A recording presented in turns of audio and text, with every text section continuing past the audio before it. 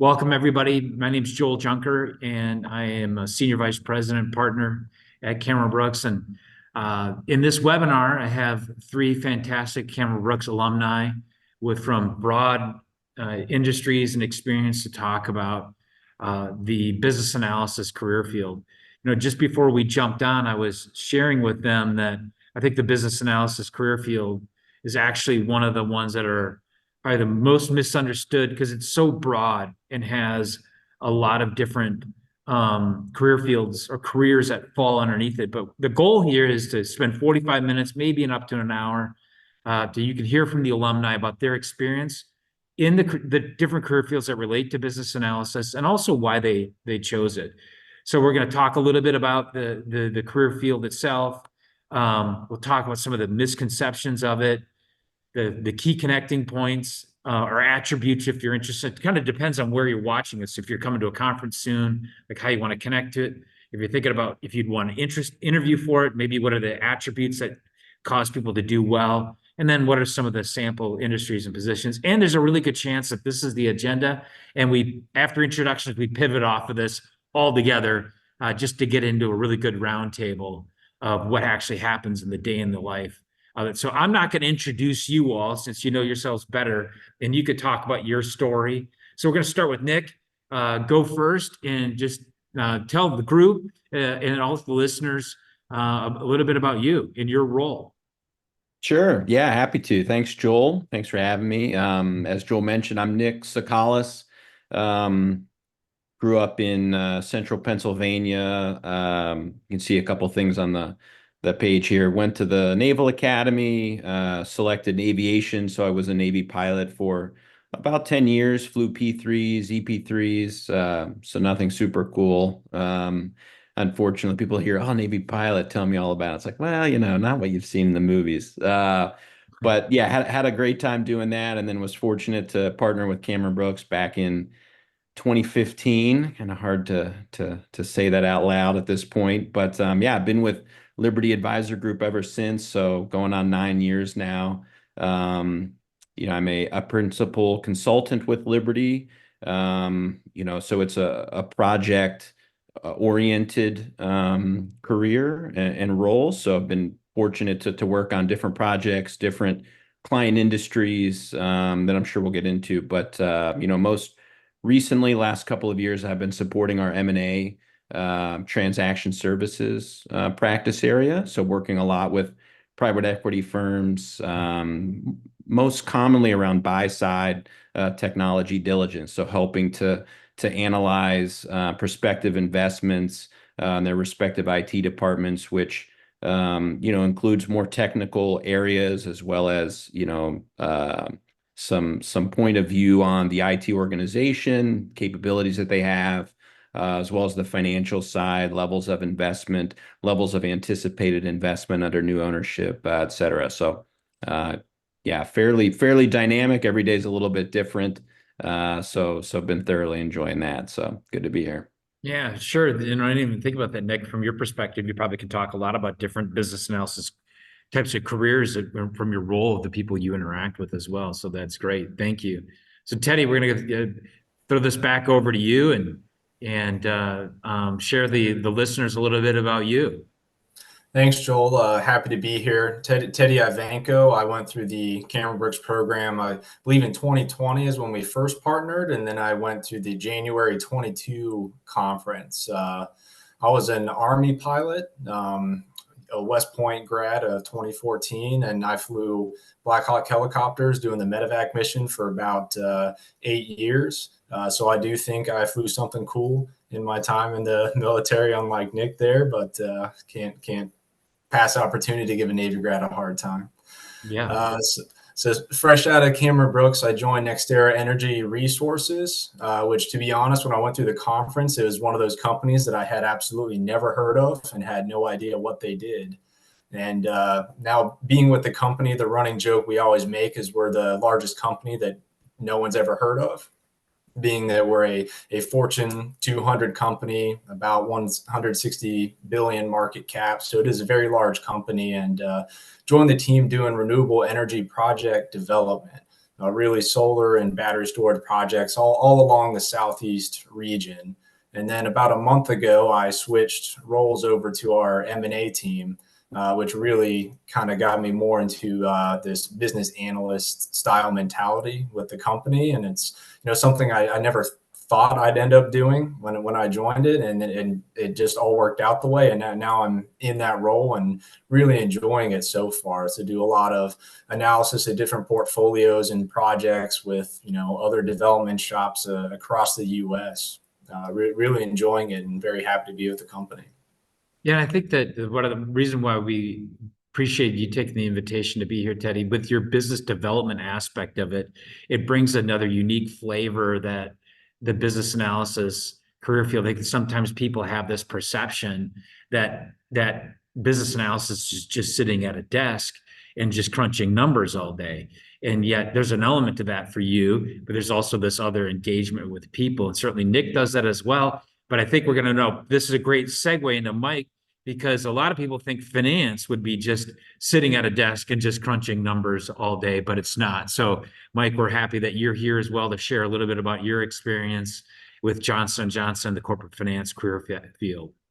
Yeah, thanks, Joel. Hi, everyone. I'm Mike Gensel, and I echo Teddy and Nick's points on it. It's a joy to be here doing this today, so thanks for having us. I'm a Navy submariner, formerly known, and so if we want to talk fun, that's where all the fun is in the military.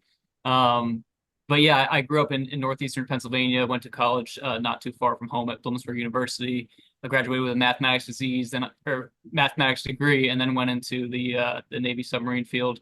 Got out in the summer of 2022, did the Cameron Brooks conference where I met Johnson & Johnson, who's a big healthcare company, the Fortune 100, not to beat you out there, Teddy. But yeah, I'm really enjoying it there. I'm doing finance, working with a lot of really sharp individuals in the healthcare space. Specifically, I'm in the R&D space, putting new molecular pharmaceutical drugs into clinical trials, and hoping that they prove efficacious and we can put them on the market to treat untreated diseases. So it's a thrill. I'm really happy that I landed here because it's been an absolutely awesome experience. Great, really good introductions. So this is the slide. Everybody can see it. I'm not going to read the slide. Let's just go in the order that you guys went or jump in. What do you like? What's the overarching mission or purpose of, say, the consulting firm?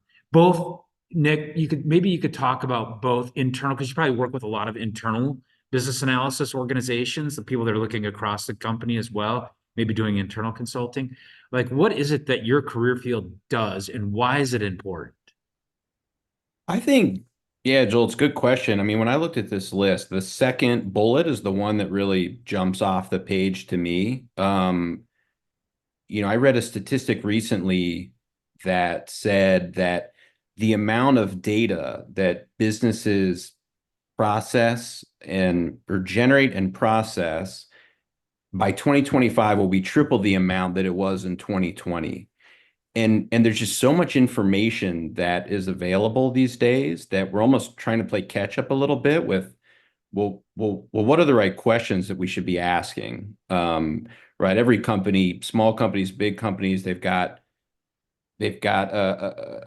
resource constraints. They only have so much money that they can invest. Where are we going to get the biggest impact on investment opportunities? And so I think people are really just trying to ask the right questions. And then, maybe the outcome of that is then, okay, well, then we think we can improve efficiency. Well, first we have to measure something to see where something's inefficient, see what the opportunities are out there where we can kind of improve that efficiency. And so it's all around, to me, decision making, right? I talked about private equity firms and influencing their bids based on what they anticipate will happen in the future. Digging through information to say, hey, this is what we think you can expect to encounter from a market standpoint, from an internal standpoint, evolving capabilities, try to anticipate where they're going to be 2, 3, 4 years from now that influences their decision-making process, today. So I don't know what the others think, but that second one really stood out to me. Very true. And I bet you too, if we looked at 2020, so you said what, 3 times? Is that what you said it's going to be? Yeah. You Yeah. think 2020 was compared to like 2015 when you made the transition?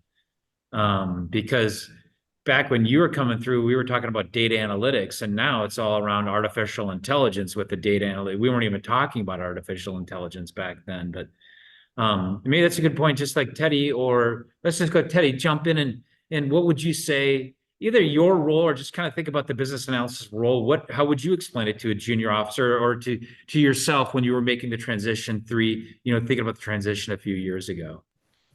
Absolutely. I concur with Nick, and I thought that was a very good answer, and I agree with him.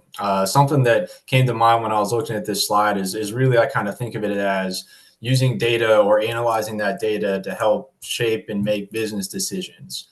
So really, I do agree with that second bullet of the. Well, we just lost him. So Mike, you get to go. Yeah, maybe I could fill the void there. Yeah. So yeah, I agree with Nick, agree with what Teddy was starting to say there too.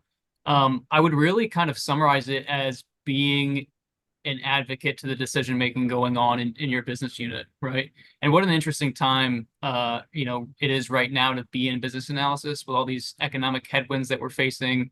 The economy is not the best it's ever been. So, a lot of companies are looking at the future saying, what are we going to do to remain durable, to keep the money coming and to remain, efficient and productive.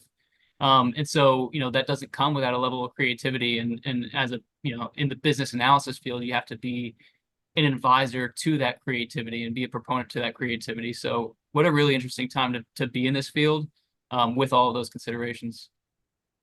Teddy, so Mike stepped in for you, filled the gap. Of course, it's his own personal twist on what you. I'm just kidding. What you thought you were going to say. Do you want to pick up anything where you left off there when you jumped off? Absolutely. I guess maybe I spoke too soon, and I did get hurt by that Microsoft IT problem here with my computer. But no, talking about the decision-making process and really what I'm seeing in my role is, in 2024, the motto that I'm seeing is everyone's trying to do more with less, and leveraging AI, like you said, to help go through some of that data. And I think one of the big themes that we have is with growth and scaling and looking forward with the goals of what targets our leadership want to hit. It's how do we get there? And to get there involves making those smart decisions on, is this good for the company? Is this a good investment? Is this the horse that we want to tie ourselves to get us to where we need to go? And I think business analysis just plays a huge role in that analysis and really helping either you make the decisions or helping the leadership make the decisions overall for the company. And we can either do this now, or later. And I want to do it now because it says in here, contribute to the strategic decision-making process. I think it might be easier for people to understand, Nick, how maybe consulting does that. So I'm going to come back to you last. I want to actually start with Mike, corporate finance, because I think there's a misperception of something like in corporate finance. Well, I'm just sitting at the computer and running spreadsheets and numbers. I mean, at what point did you feel like you started to contribute to strategic decision making, or at least were being involved in sitting in on conversations that were strategic and being around these decision making processes? Yeah, that's a really good question. So my answer is that I had the opportunity to be involved with strategic decision making from the very start. Day one, walking into the role, I was sitting in the room where these strategic decisions were being made. I just didn't have the context and the knowledge of the business yet to be able to contribute to those decision making conversations. Once I equipped myself with the way that we do business at Johnson & Johnson and some of the more technical components of finance and business in general, then I could start voicing my opinion in these conversations. And that's when I start to see a lot of fulfillment in my day-to-day role. It's exciting to get into those conversations and to drive those conversations that are ultimately leading to value creation. And that's, the end product that we all want to get to as a team. So being a part of that is a real thrill for me. What about you, Nick, on the opposite end? Somebody would think like in consulting, you're getting in real quick involved in strategic decision to advise companies and do those types of things. I mean, how did you see yourself making contributions early? Or maybe did you have some perceptions of what consulting was and maybe it was a little bit different? Yeah, similarly to what Mike was saying, I mean, I think so much of this is just right place, right time. But consulting engagements they're generally not inexpensive. So, we like to think that we're being brought in to help companies assess and decide on the best path forward around, pretty large, type projects or decisions that they're faced with. I mean, I think a pretty typical use case for a third-party advisor around technology might be a complex manufacturing company that has a legacy on-premise ERP system that runs their entire global organization. Well, software, as we all know, even as consumers, it gets old and it needs to be replaced and updated. And so, for those of us with apps on a phone, that's a 2-second process. But for companies that have these complex IT systems, I mean, that can be hundreds of millions of dollars, several years worth of activity. And so that's a big decision. So, hey, do we kind of keep going with what we have, or do we invest in this new system? What are some of the promises that are being made to us by the software providers about efficiency gains and, decision-making ability and this and that? So that's the type of thing where even as a junior member on the team, you get to be part of that, discussion, internally. Hey, what are we going to tell our client? And what is that based off of, right? That's not just kind of instinct. And, that's kind of where experience comes into play. And when you do something a number of times, you kind of can look around corners a little bit. So I think it was similarly, starting out as a junior team member, just observing and, being as supportive as possible, picking up different work streams. Maybe you're not leading that conversation, but you can always lead a piece of it, your task or your work stream. So I think, that's probably the best answer, is that it just started out small, but it was pretty early on. And then you observe, you learn, and over time kind of grow into larger roles.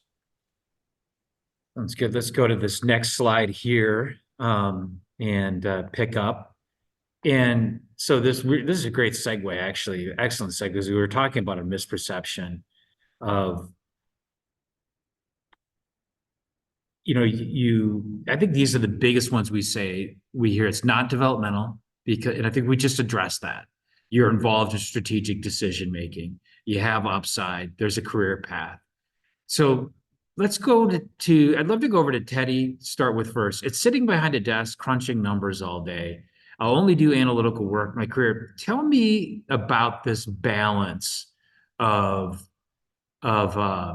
your analytical work that you do, but also the other work where you're presenting or meeting with organizations that have to help you with a partner on a project. Sure. I mean, I would say I definitely do not sit behind my desk every day. And that was one of my break it things on accepting the role, is I didn't want to just, sit there at my computer day in and day out and kind of do the same thing. So every day is dynamic. And I definitely think that these are common misconceptions that are not true in the role. Pardon that. But really, I'd say I spend most of my time reporting or trying to shape strategy as opposed to analyzing numbers on my end. So a lot of what I do is what I would call, outside of that, informal leadership. And I think it comes up later in your slide deck here, but I went from a position where I had a couple of direct reports to now I'm more of an individual contributor in my role, but I'm working with so many different diverse groups that I really have to focus on, influencing outside my typical sphere of influence, as opposed to just sitting there crunching numbers. And what about you, Mike? You know, you talked a little bit about being in that decision making. Like, walk me through like a balance of a week or something like where there's obviously the monthly reporting, there's obviously doing budgeting, but how are you balancing that numbers and analytics and using those analytics to inform other decision makers? Yeah, absolutely. And finance is a very cyclical field to be in general. So you will have that. You will have to dig through data. But one thing that I like to think to myself is that data can be a trap, right? Because you can never stop if you don't have your limits, right? You can just keep digging and digging and digging until you're burnt out. But if you can collect what's necessary to tell the story to your business partners, to your colleagues, to your bosses, then you're doing the right thing, right? Because that's kind of what it's all about in my role. It's about telling the story. An example would be, if we're tracking the development costs for a clinical study that we're running in the pharmaceutical space, and they're higher than we anticipated. Well, why is that? Does it make sense? Is it aligned with our strategic focus for this clinical trial? If all the answers point to yes for those questions, then okay, then we're a little bit off track. What can we do to get back on track? So it's a lot less digging through the data if you can, discipline yourself to not fall into that trap. And it's a lot more telling the story, helping navigate the decisions that need to be made from the results of that story. And that's pretty much, how I balance my time on a week to week basis. Any points here, Nick, that you want to address in terms of like misperceptions of the business analysis career field? Yeah, I think I like everything Mike was just saying. I think one of the key value propositions of junior military officers in general is maybe I'm speaking a little bit too broadly here, but like our belief that we're not above doing any type of, menial tasks, like what he was just saying around, you're going to have to dig through data. I spent a considerable portion of my day today digging through a folder full of mostly irrelevant, but some relevant information and trying to piece together a picture of a small, medium-sized business's financial, cost structure. And, a lot of that is just like, I don't even really know what I'm looking for. I know what I'm looking through. I don't know how long this is going to take, but I kind of know where I need to get to. And that's, something I think that you really have to enjoy, right? You don't think that, you're too good for that type of work, or there's going to be interns that are going to, do that sort of thing. And you're just going to be the person delivering the message, because I think that's really how you develop thorough understandings of, the product that you're producing. So, I'd say that's not really a misconception, but I think it's a key point to touch on. And then, the other things on here, you've got MBA and you've got some different certifications. I think that education I think it demonstrates interest in a particular area, but it's certainly not a requirement. I mean, sure, maybe if you want to work at, pick one of these high flying investment banks or strategic consulting firms, maybe they'll care, hey, do you have a degree from one of these schools? But I think that's 0.01% of opportunities that are out there. I mean, at the end of the day, I think people they want to think that you're a good person, right? Do you have humility? Do they like working with you? Are you willing to roll up your sleeves? Do you have intellectual curiosity? Are you reasonably intelligent? Do you have good work ethic? That's the stuff that matters. I don't think at the end of the day, people are going to say, oh, great candidate, but I don't see any Python certification. So we're going to have to pass. I think that's another just key thing that I would say. It's Brock put this in here because I think he's surprised at how often we get questions from officers, especially now. Probably more like Mike and Teddy, you're about 7 years beyond when you transition, Nick, sort of PMP and some of these things were out there, but it has now become, they're so prevalent and people start thinking, oh, if I get this certification, therefore I am now marketable for this.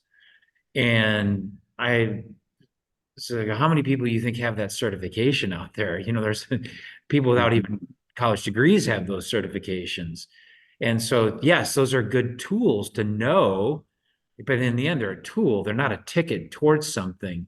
I was throw this out there. There's a book called High Altitude Leadership. You kind of have to like mountain climbing to read and like the book, but they talk about tool seduction.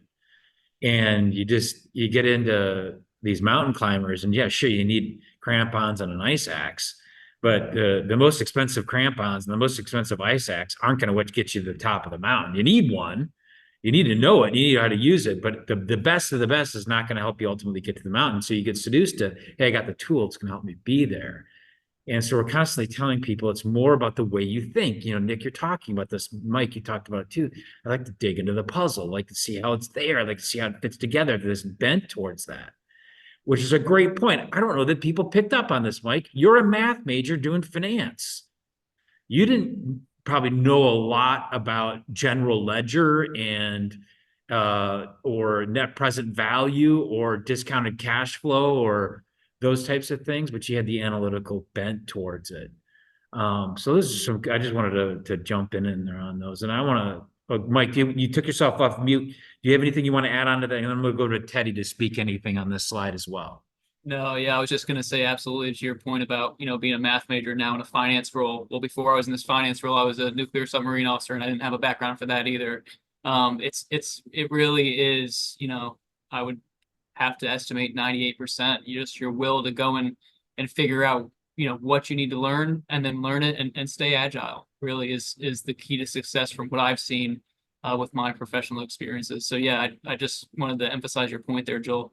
Couldn't agree more. Teddy, anything you want to talk about here on this slide? Absolutely. I agree with Mike. As a mechanical engineering background, went into renewable energy, and I agree. What I'm seeing is it really came down to performance and ability to learn is really what really what the leadership cares about. And I was one of those guys that was getting out that said, hey, I go on LinkedIn and I see all these people with these 3-letter acronyms or something next to a LinkedIn profile. I don't know what that means, but I don't have anything on mine. Maybe I should get an MBA. And I'll tell you, I don't have my MBA. I haven't gotten it yet. And I've ended up in a role where I thought I would have to have an MBA to get here. And now I'm here without one. And my supervisor told me the other day, there's no pressure for me to get one. And I agree wholeheartedly that it is a tool. I think there is value to institutional knowledge, but I wouldn't, and what I've told, service members getting out of, don't feel like you have to do something or you're going to exclude yourself from a role because you don't have that one piece of institutional knowledge. And when we talk about mindset and kind of backgrounds, there's something I thought that was unique and I was thinking about here is when I was asked to join the M&A team, one of the reasons they sought me out is I worked with them on a project divestiture about a year and a half ago. And everyone on that team has a banking or finance background. And they wanted someone on the team that kind of had more of an operational mindset to help fill in the gaps. So really not having that same background and kind of making a more diverse team, I think is really a benefit to analysis and really that career field is, I kind of think of it as when you're in command or a platoon leader, the field grades love your mindset when you go up to battalion staff because you have that operational field knowledge. So I think by having that different mindset, it really pays dividends overall in the role. Do you know who Mike DeBach is there, Teddy? Have you run across him yet? I sure do know Mike. He's a great individual, a great leader.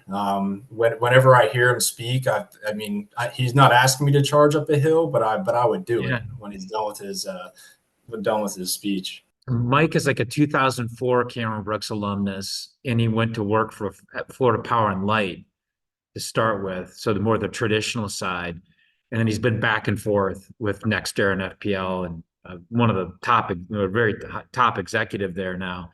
But Mike had him on a podcast, and Mike told a story where he was just like running out in the parking lot, just picking up trash and doing this stuff just to like, just because he's, he's just he's an Army guy, or a Navy ops guy. He's out there cleaning stuff up. And so they kind of know he has this ops side. He's in this analytical role. Well, he's on the traditional Florida Power and Light side. They had a hurricane that really hit the panhandle of Florida, and they were without power. And I'm not going to probably do the whole story justice, but they're like, we need somebody that has an operations background that can figure out how to get power back to this area. So Mike treated it like a deployment, get all the trucks up there, form an assembly area, you create a circle, you got everybody around there. You just start building out from that way. And that, as he said, it started out from being willing to go pick up trash in the parking lot to being willing, like, hey, we don't have power in Panhandle of Florida. We need to run get equipment up there. So he took that. All of a sudden, his career took off. And so this talks a little bit about the MBA and things like. In the end, it's about your willingness to jump in. Nick, you talked, roll up your sleeves, do some of the work that's not as glamorous, and be able to succeed and deliver value. And you never know how your other parts of your military officer background is going to come into play, in like the operations background, the ability to work late, the ability to work hard and do the analytical piece. We're going to just put these up here, and maybe each of you can talk to one factor that you guys talked a little bit why companies like JMOs, we just did that, but maybe just talk about one of the key traits here. Nick, we'll kick it over to you, that you feel like is probably the thing you look for in a JMO when you guys hire it at Liberty, or maybe the factor that you feel like you have to utilize the most for success in your role. Yeah, okay. You've got some good ones here. I think these are all important. I think the peer and up leadership is important. I think we talked about it a little bit already, but from an analysis standpoint, someone's posing a question, and then it's your job to answer the question. But then also, I think you need to sell kind of your answer, your thinking too. So it's, there's the analysis piece of trying to, map out the playing field, the problem, try to, gather the facts and come up with an answer. But then you almost have to sell that perspective to the audience, or else, what good is it, right? If I tell you, I think something is true because of these three reasons, well, you'd have to believe that, or else it doesn't really hold any value. That's just my thinking. If I can't actually influence a decision maker to use the information that I've given him or her, then there's value in going through the process. But at the end of the day, I think it's important to be able to be convincing and be authentic, and convince the folks that you're working with that hey, I've done a thorough job, I've been diligent, and this is why I think what I think, and then kind of get the groups buy in along with that. Absolutely. Mike, what do you think in terms of your perspective, something other than what Nick said? Pick another one that you think is particularly important in your role. Yeah, sure. I'll pick on that first one there, cross-functional leadership skills. So I'm convinced that no matter what field you find yourself in, you'll have to use this. I think you can apply this to any role that you find in yourself, both in and out of the Navy, the military. The way that I use cross-functional leadership skills in my role is that I'm working with all types of different branches of the company, be it the clinical branch, where we've got all our scientists and physicians that are, experts at the science behind what we're doing with this product we want to market. Then you've got the commercial team who's analyzing the market for this product and what type of access and share we can get our hands on with that product out in the market. Then you've got like the project management team. So you're working with all these different branches of the company, and you need to be singing the same tune to be a real cohesive team. And you're a significant part of that. No matter what role you play or what area of the business you're in, you're a significant part of that, because you're driving that conversation. Everybody's working towards one thing, which is value creation. and you all have to be singing the same tune on that value creation. And if you're not, then you're disoriented. What you're bringing to the company and to your shareholders is not the best product. And the best way to do that is to lead cross-functionally and have your hands in all those different pots and roll up your sleeves. And even if you don't jive with the department or the branch of the company that you're working with, it's important to be cohesive and sing that same song. Teddy, anything else that you want to add to? Sure. The first thing I want to add is I think it's very obvious that Nick and Mike both zeroed right in on leadership on this list as a key attribute, and I agree wholeheartedly with that. I was bouncing between project management skills and problem solver, and really I think problem solver is what jumps out on me the most, because I can tie it back to everything else on this list as well. Really, that last bullet of why companies like JMOs, it's because they're great problem solvers.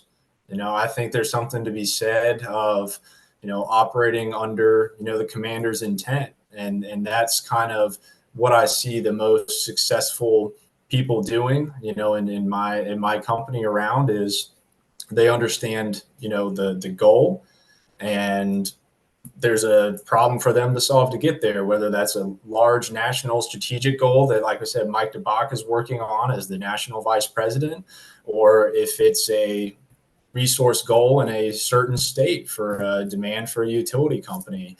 And the ability to take those complex problems, break it down into achievable actions over a timeline that works for success, I think is huge. And I think that pays both into the cross-functional leadership that Mike talked about, as well as the P&L leadership that Nick talked about, is being able to communicate that problem and not necessarily just going with questions, but going with answers. Because at the end of the day, I feel like that's what these companies are looking for, is they have these problems for all their people to solve, and they're looking for the best people to solve that problem. Yeah. And really, if you, as you guys have pointed out, it's interesting what order you went in, peer and up leadership, cross-functional leadership, and then really problem solving and project management are really leadership oriented. Then we get to quantitative analytical, then we get to business knowledge, the knowledge, I know something, I have some sort of certification, or I have some of this. Yeah, obviously this is a learning career field.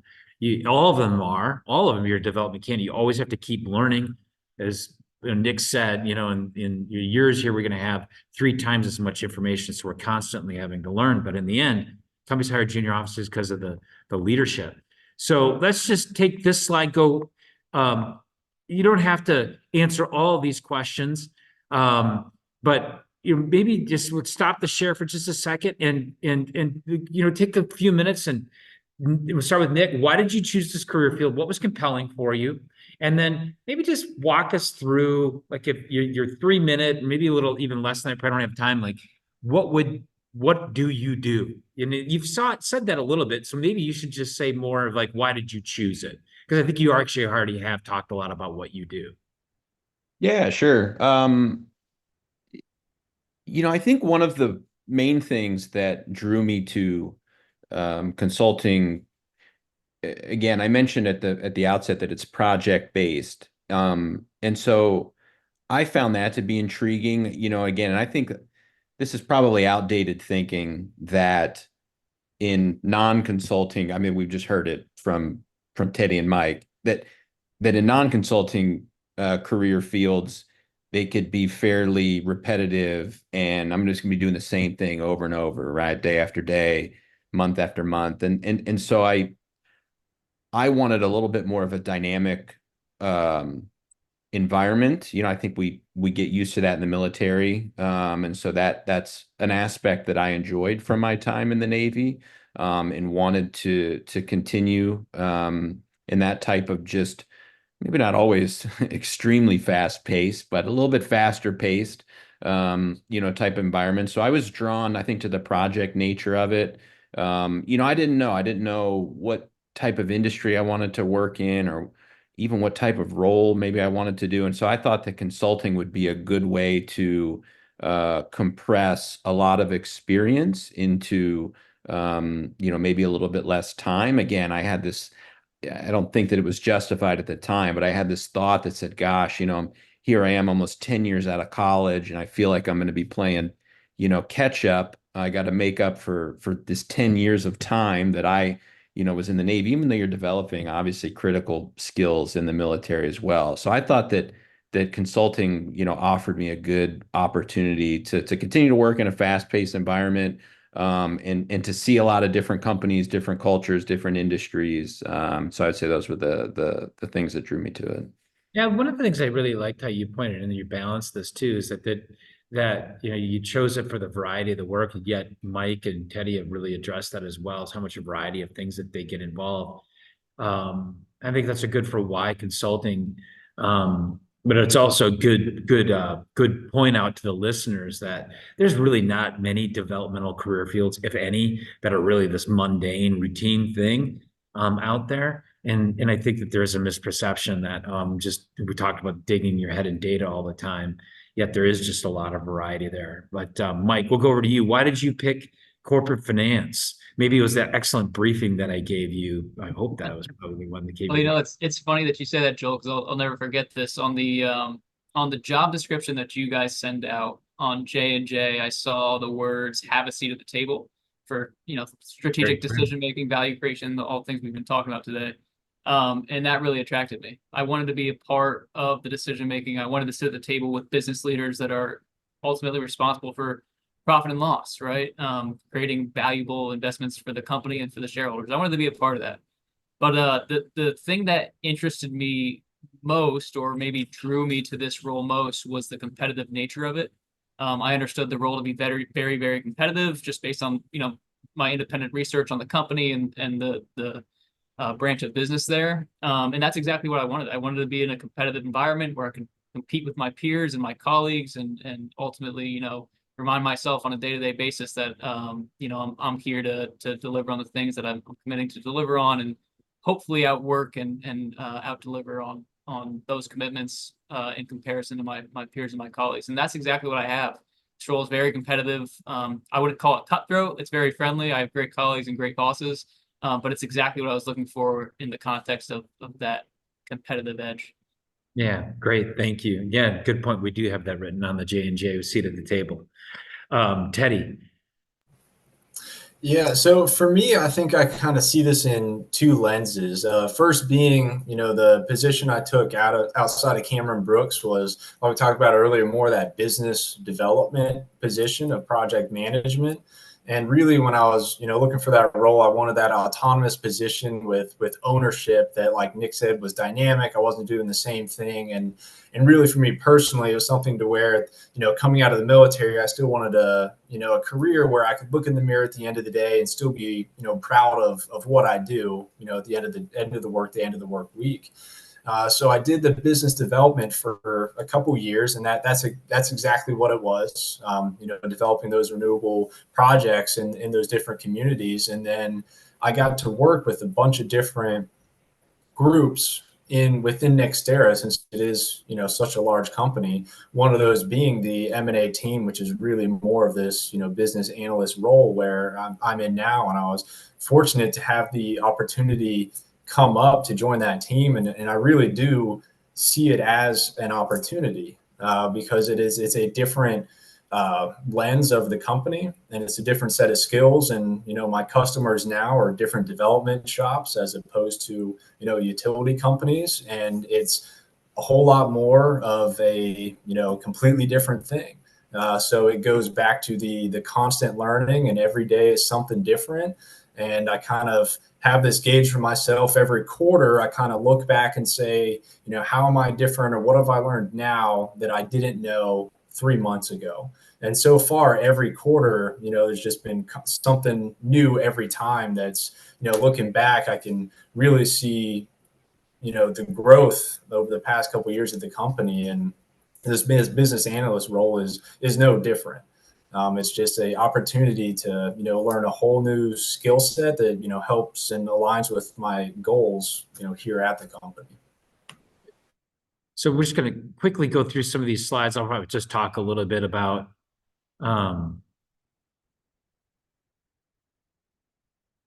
the diversified work, which we've talked about here already. We've got consulting, data analytics, marketing, Lean Six Sigma roles, risk management roles. We don't have somebody from the logistics, forecasting, planning, procurement group on this webinar. That's another one. You'll find business analysis here. We have medical, we have energy with Nextera here. We will find them in many different industries, banking, find them in even packaging companies and consumer packaged goods companies as well. So I really can't think of any industry that doesn't have business analysis in them. I'm just going to quickly fly through here. Got some of those professional services that we've included here as well. Here, I'm just going to go through some of the sample job titles as well. And this is the slide I really want to get to a little bit quicker, is like where can you learn a little bit more about how to prepare for a business analysis career field. I think there's some good, we talked a lot about leadership here. I think one of my favorite books in terms of working cross-functionally with people is a group called Crucial Conversations, and about how to work through conflict. And everybody thinks about conflict being something negative. A lot of times conflict is something that I have a conflicting different way of wanting to do something, or conflicting ideas. How do we work through that? Finance, all three of these gentlemen here, even though only one's working in finance, talked about financial decisions. We talked about project management. There's some good TED Talks and videos on data analytics. I don't know, do you all have anything else you would recommend if people wanted to learn about just kind of general business analysis types of books or videos or anything that they should jump into, or just to look at before they made the transition?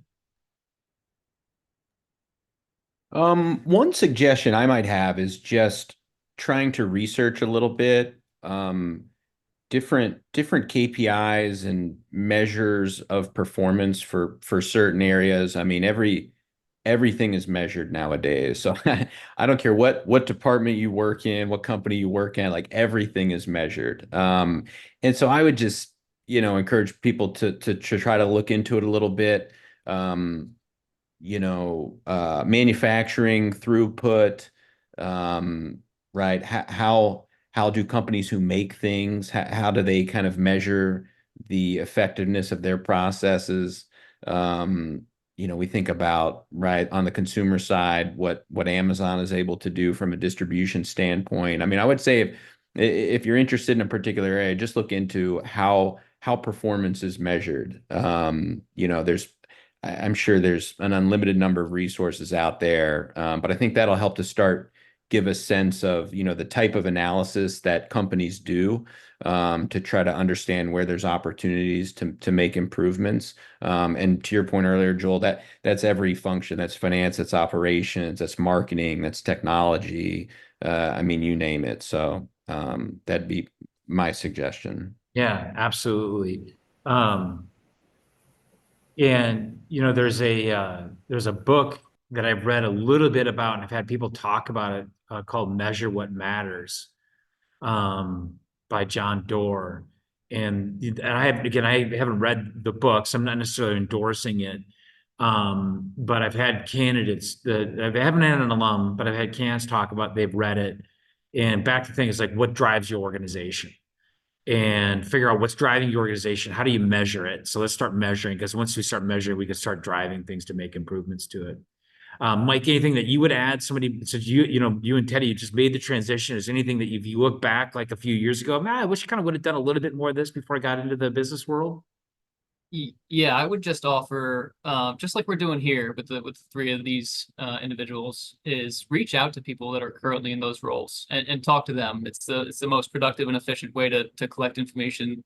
Especially if you're in a time crunch during your transition. But that's the best way to get your hands on what the role entails and what you need to know intimately, and maybe what you don't need to know very intimately. Is by reaching out and talking to people that are currently in that role or at that company that you're going to be interviewing with or talking to, just formally or informally. Teddy? I would just add that something I'm constantly doing and going back and just refreshing myself is I'm not saying take a class, but what worked for me was reading articles on just very basic, like economics 101 type topics. And what I mean by that is you're coming from the military, that depending on your role, but most often it's lethality or combating threat or something like that related to that military mission. And my first couple weeks, every meeting I went to, I was writing down acronyms, writing down things to, Google and look up later. And while you can definitely overcome that, I think it would be beneficial to, understand basic things, like net present value, IRR, ROE, just basic economic talk that everyone in the business, regardless of the business, kind of understands and just uses on the day to day. Great. Gentlemen, thank you so much for taking your hour this evening, late out there on the East Coast. So thanks for doing this. And we appreciate all the support that you give Cameron Brooks, the alumni, as well as our candidates making the transition.